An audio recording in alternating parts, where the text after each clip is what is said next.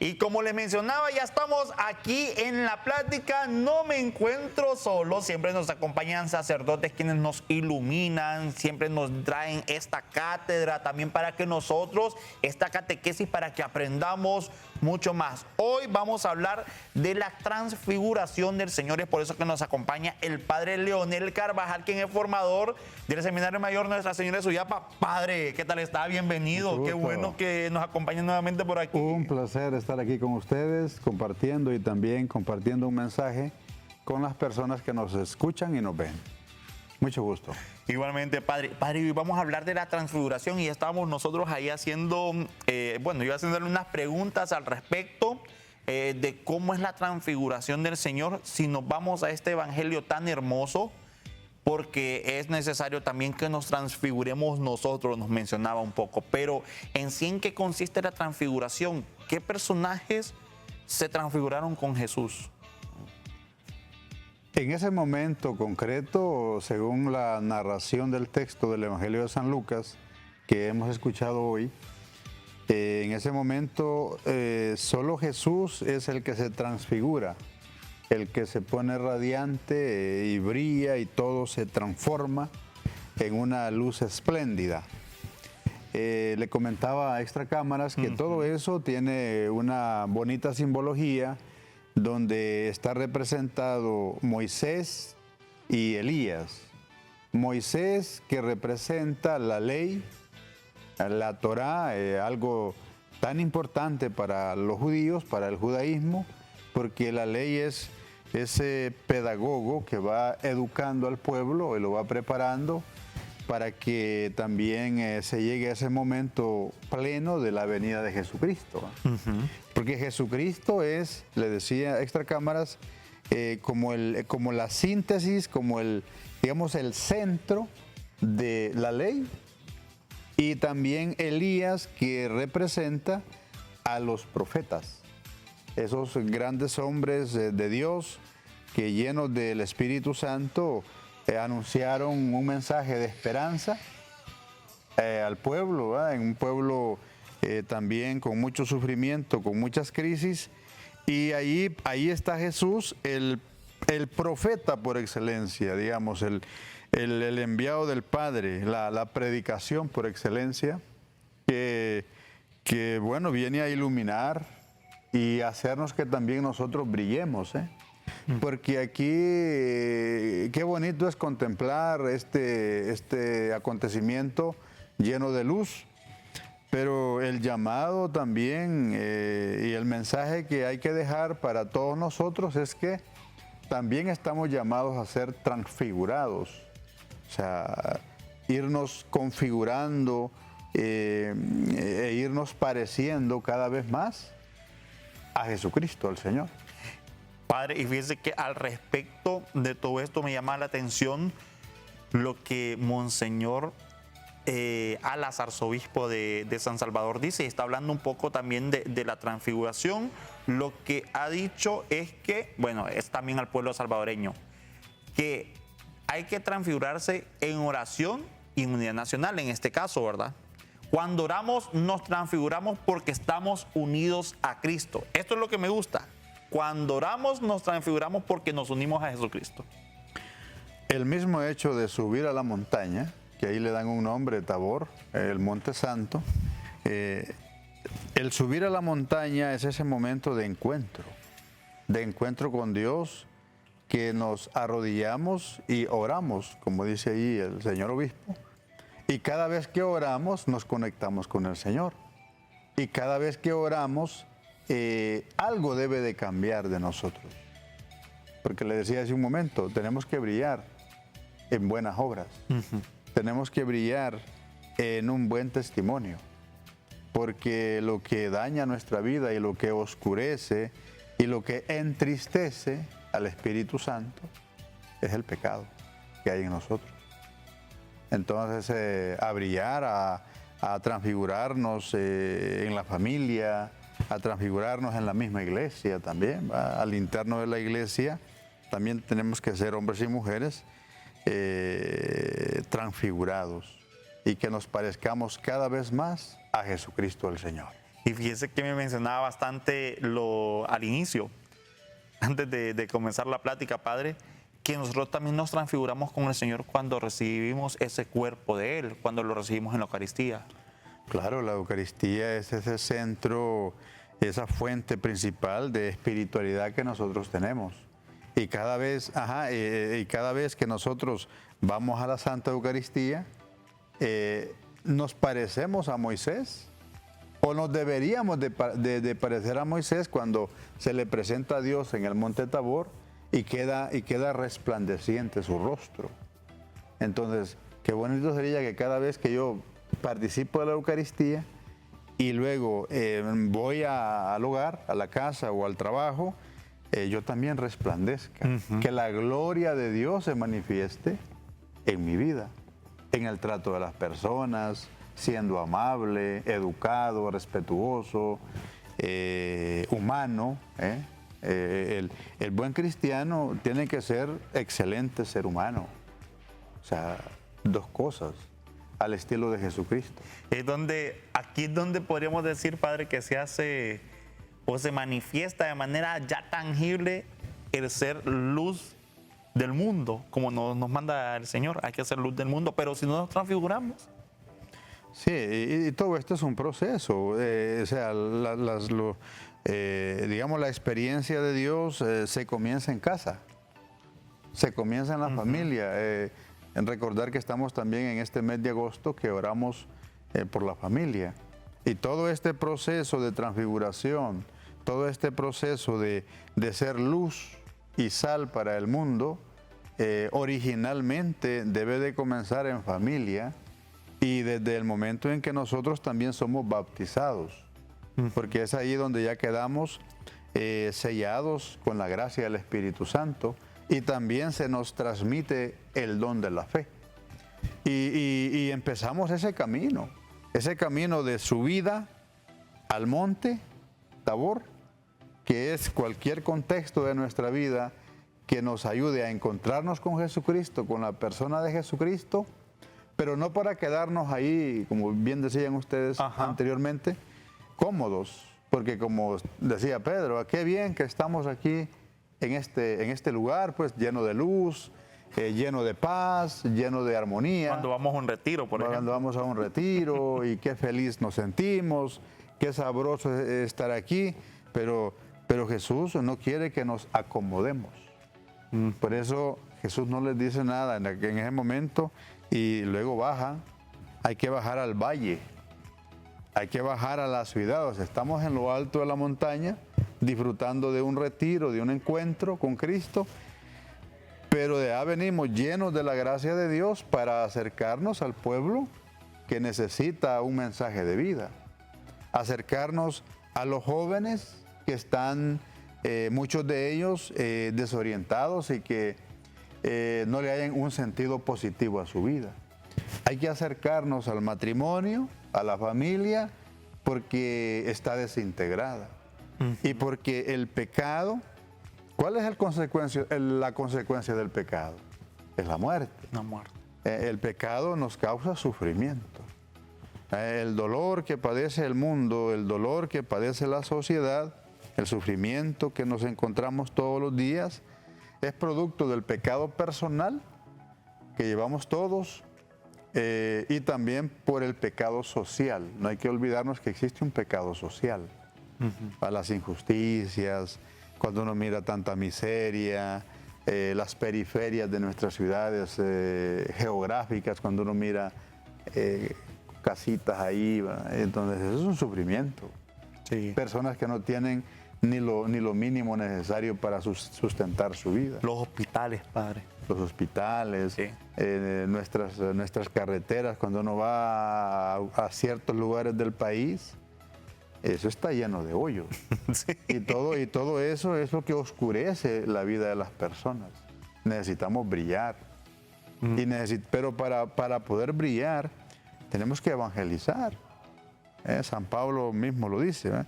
Si no predicamos, la gente no va a creer. La fe viene de la predicación que podamos hacer del Evangelio.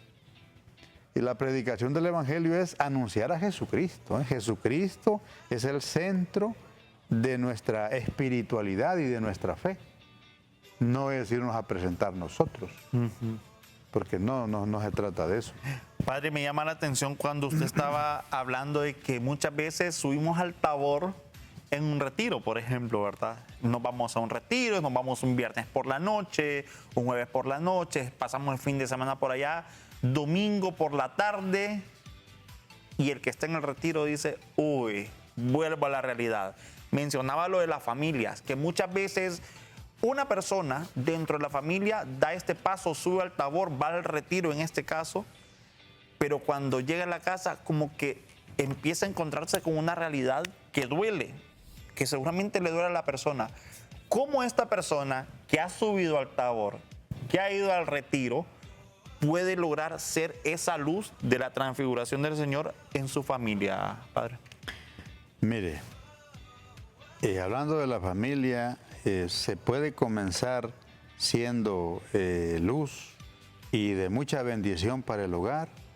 Primero, aprender a escuchar el dolor de los hijos.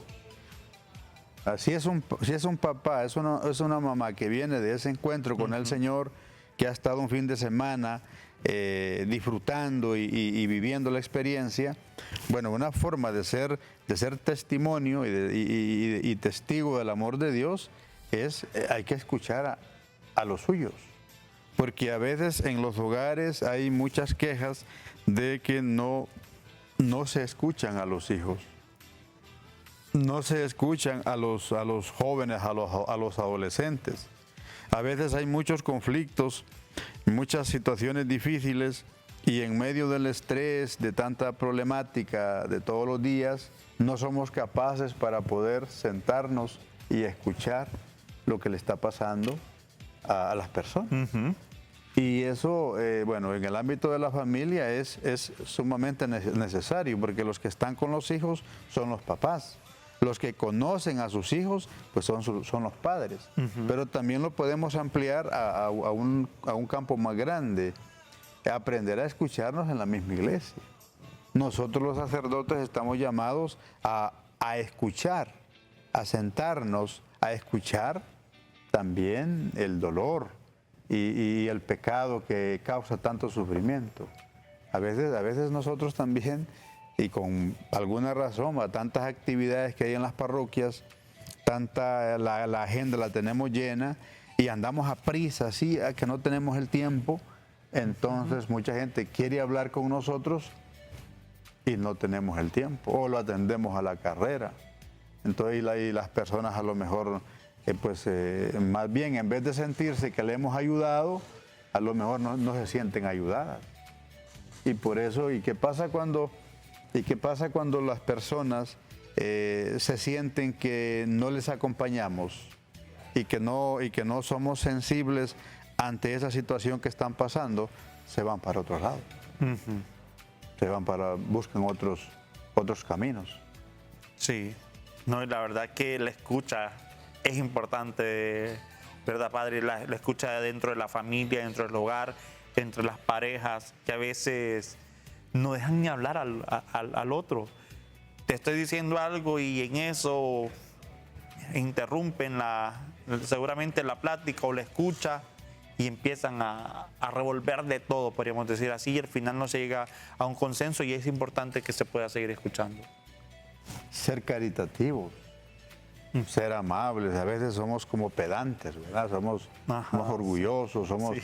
Y pasamos como enojados todo el tiempo. Qué bonito después de una experiencia de transformación venir con una nueva actitud, o sea, más amables, más tranquilos, más dóciles y más cercanos también con las personas. Se supone que en este caminar de la fe, en esta experiencia de Dios que llevamos todos, pues en medio de nuestras limitaciones y pecados también que tenemos, pero el Evangelio o la persona de Jesucristo nos debe transformar, como vemos las distintas experiencias de los Evangelios, cómo se transformó inclusive los mismos discípulos. cómo se transformó Zaqueo, que después de ser una persona que era mal vista y que tenía mucho dinero porque había robado, se encuentra con Jesús y es un hombre transformado. Y se arrepiente de todo lo que hizo y más bien va a regresar todo lo que... uno de tantos testimonios que encontramos en la Sagrada Escritura. Y esos testimonios deben de seguirse dando. ¿En quiénes? En nosotros. O sea, lo que pasa es que a veces pues nos falta ponerle más atención a la misma persona de Jesús. Sí. Porque Jesús, basta una palabra que le escuchemos a Él y esa palabra nos puede transformar radicalmente en nuestra vida. Pero si le ponemos atención, pero si estamos distraídos. Sí. Padre, mire que aquí nos hacen una pregunta, dice: buen día, padre. Hace 3 años hice discernimiento. Lastimosamente no fui aceptado ese año. Me dijo el padre que me diera un tiempo, pero ya pasó ese tiempo, ya han pasado 3 años. ¿Qué le podríamos decir a este joven, padre? Bueno, si ya cumplió ese tiempo que le dieron y no se ha vuelto a conectar con el padre que le dio ese tiempo, entonces yo le diría, y si usted sigue con esa misma inquietud vocacional, vuelva otra vez a encontrarse con el padre. Sí está el mismo sacerdote encargado de las vocaciones, me imagino que es algún joven de alguna de las diócesis, y si ya está otro, pues investigue quién es y platíquele y preséntele la situación suya. Y si es un joven que tiene las puertas abiertas para entrar o ya ha madurado algunos aspectos que le pidieron que tenía que trabajar y ya él se siente que ya se desenvuelve mejor, entonces a lo mejor ya es un candidato para que venga al seminario. Sí. Pero el procedimiento es ese. O sea, el padre a lo mejor no lo va a buscar.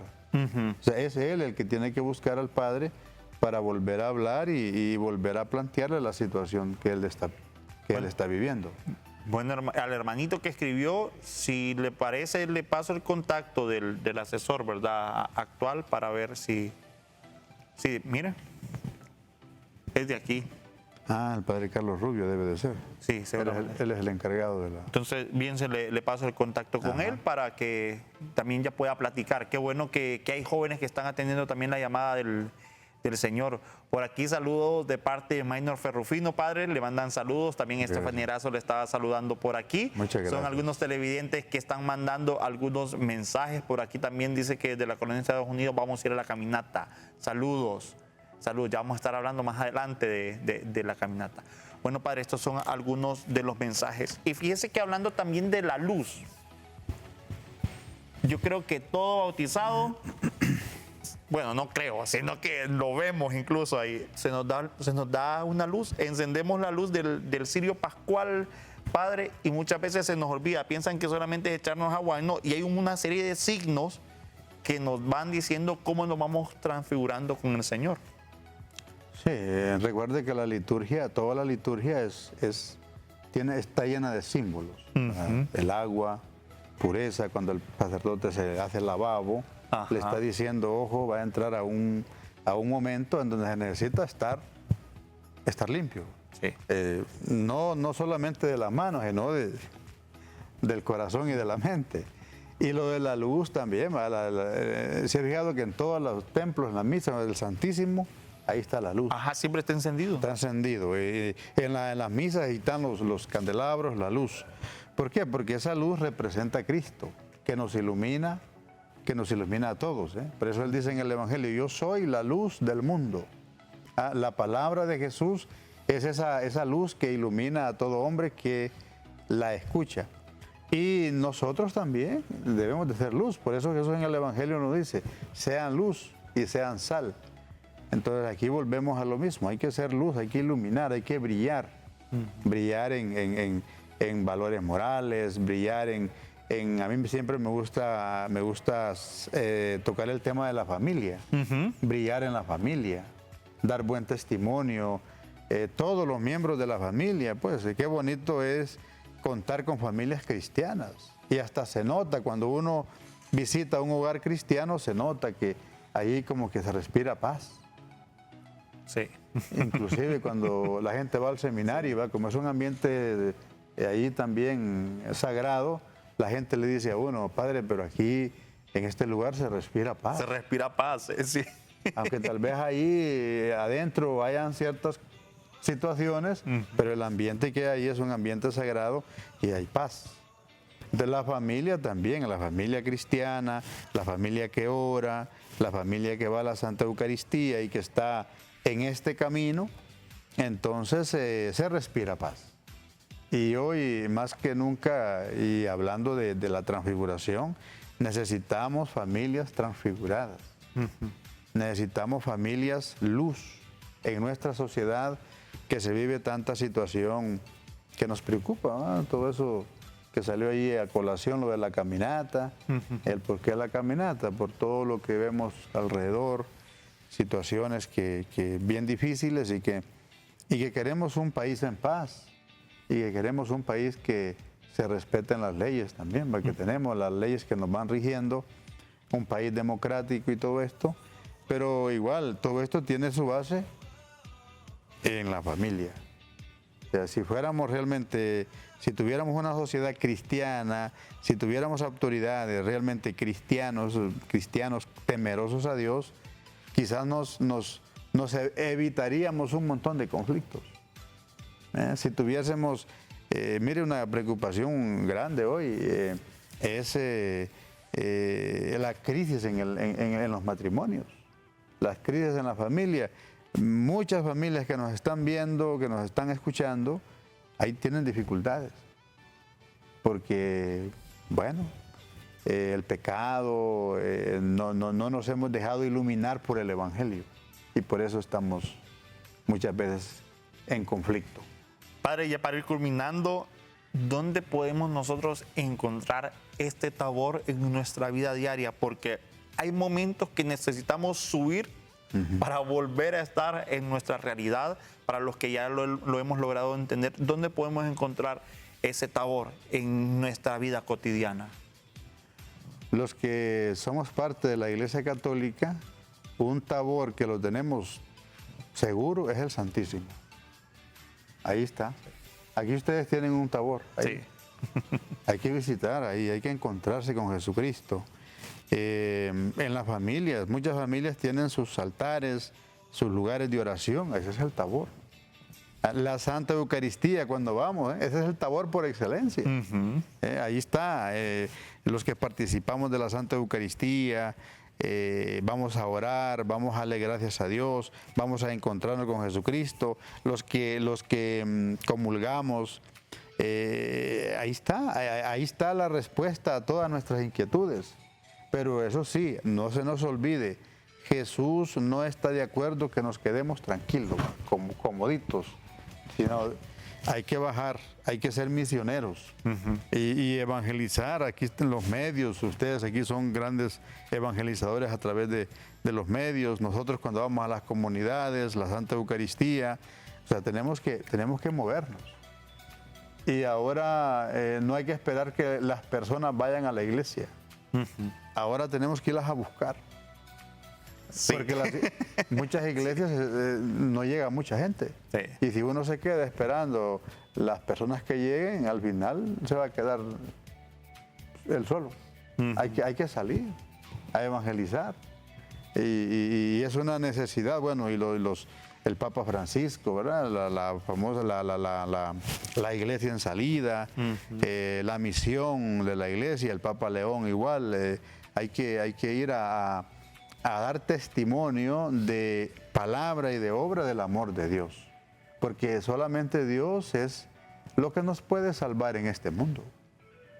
Solamente la persona de Jesucristo es lo que nos puede satisfacer, ¿verdad? Lo que decía el Evangelio de ayer, hablando de la multiplicación de los panes, aquellas cantidades de personas que se quedaron satisfechas por la multiplicación por el alimento que Jesús les había dado, pero el alimento que satisface y que llena y que planifica la vida de la persona es Jesucristo el Señor, es la Santa Eucaristía, es la oración, es la Sagrada Escritura. Ese es el pan que tenemos que dar nosotros ahora. Ahora quizás no es tanto darle una tortilla, bueno, al hambriento sí, a la caridad está bien, pero el gran alimento que necesita el mundo es el Evangelio, es la palabra de Dios. Y por eso no tenemos que cansarnos de evangelizar, aunque de repente mucha gente no escuche, ¿verdad? Pero la misión del sacerdote, del pastor, del evangelizador, es anunciar el Evangelio y dar testimonio de él.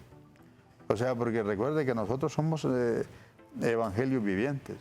Debemos de ser evangelios vivientes.